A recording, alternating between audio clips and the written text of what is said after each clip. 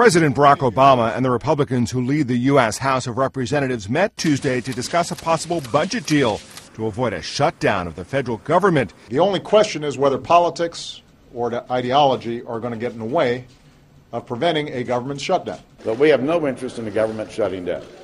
But we are interested in cutting spending here in Washington, D.C. If they can't come to an agreement, that shutdown could start at midnight Friday. But what does that really mean?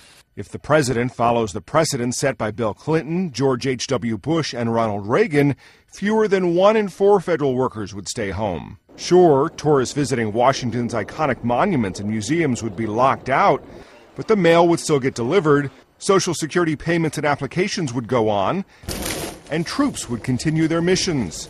The rules for who works and who doesn't during a government shutdown haven't been significantly modified since the early 1980s. Workers deemed essential will remain at their posts. During the last shutdown in 1995, that kept 69% of civilian Pentagon employees working. While a shutdown would be extremely disruptive to the department and those who work here, I want to underscore that we would still have the authority and the ability to continue key national security activities.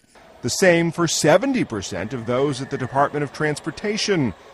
The IRS would still process tax returns where payment is due, though those anticipating a refund would be put on hold. The agencies where only a handful of people went to work in 1995 include Housing and Urban Development, the Department of Education, and NASA. And there's a good chance that furloughed workers would get paid, even if they don't have to show up. In previous shutdowns, Congress provided back pay, even for those who didn't have to work. Though there's no guarantee this Congress would do the same. Matt Friedman, The Associated Press.